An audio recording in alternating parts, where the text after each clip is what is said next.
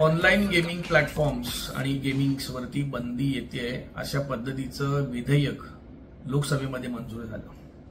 आता हे विधेयक मंजूर करण्याची कारणं काय आहेत तर गेल्या काही महिन्यांपासून आपण बातम्या ऐकत असू की 13 वर्षाचा मुलगा गेमिंग ॲपमध्ये पैसे हरला, नैराश्यातून जीव दिला। 17 वर्षाची मुलगी पैसे जिंकली, त्यानंतर परत पैसे लावले, नैराश्यातून आत्महत्या केली आणि अजून बऱ्याच गोष्टी अशा चाललेल्या आहेत की या गेमिंग ॲप्लिकेशन्स किंवा गेमिंग प्लॅटफॉर्म्समुळे अनेक युवकांचं आयुष्य हे उद्ध्वस्त होत चाललेलं आहे। हे असं गव्हर्नमेंटला किंवा आपण सर्व पाहतोय आणि याच्यासाठीच मोदी गव्हर्नमेंटने हे एक मोठं पाऊल उचललेलं आहे आणि ऑनलाईन गेमिंग्सवरती बंदी आणण्याचे विधेयक लोकसभेमध्ये मंजूर केलं।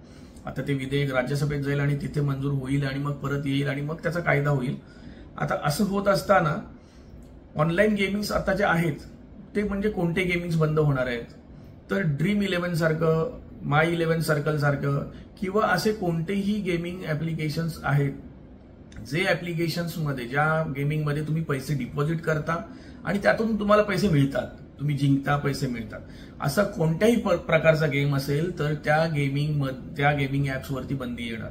म्हणजे तो गेम ऑफ चान्स असो किंवा गेम ऑफ स्किल असो, कुठलाही असला तरी त्याच्यावरती बंदी येणार आहे। आता मग ऑनलाईन गेमिंग कोणते चालू राहणार आहेत तर ज्या गेमिंग्समध्ये तुम्ही पैसे लावत नाहीत, जिथे तुम्हाला पैसे येण्याचे कोणतेही प्रकार नाही आहेत, असे गेम्स, सोशल गेम्स असतील, एज्युकेशनल गेम्स असतील किंवा फ्री फायर, पबजी यासारखे गेमिंग्स असतील, त्या गेमिंग्सवरती कोणत्याही पद्धतीची बंदी येणार नाहीये।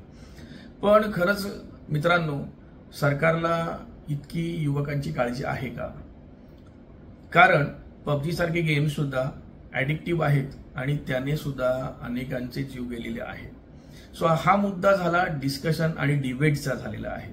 पण आता बंदी आल्यानंतर जेव्हा येईल, कायदा स्वरूप होईल त्याचं आणि जेव्हा बंदी येईल त्यावेळेला नेमकं होणार काय आहे? त्यामुळे जे स्टार्टअप्स मोठे मोठे सुरू होणार होते आणि ज्या मोठे मोठे प्लॅटफॉर्म्सवरती अनेक नोकऱ्या करत असलेले जे काही युवक असतील यांच्या सगळ्यांच्या नोकऱ्या जाणार आहेत। सुमारे 4 लाख ते 5 लाख नोकऱ्यांवरती गदा येणार आहे। त्यानंतर साधारणपणे 25,000 करोड ते 30,000 करोड पर्यंतची फॉरेन डिरेक्ट इन्व्हेस्टमेंट जी होती याच्यावरती फटका बसणार आहे आणि तो गव्हर्नमेंटला बसेल, मोठा फटका असणार आहे। तो गव्हर्नमेंट घ्यायला तयार आहे का?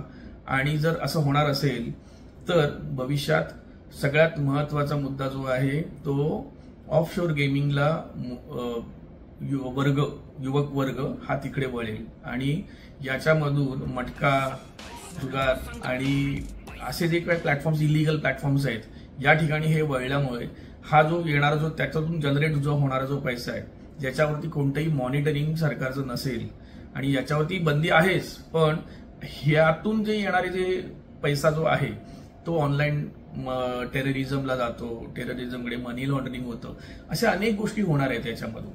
मग ऑनलाईन गेमिंग बंद करून नक्की सरकारला याच्यामधून फायदा होणार आहे का? हा सगळ्यात महत्वाचा मुद्दा आहे। पण युवकांमध्ये होणारी आत्महत्येचं प्रमाण जे आहे यावरती त्याच्यामधून तो प्रकार कमी व्हावा हा सरकारचा जर महत्वाचा जर मुद्दा असेल तर त्यासाठी सरकारने उचललेलं जे पाऊल आहे यासाठी सरकारचं खरंच मनपूर्वक आम्ही आभार व्यक्त करतो।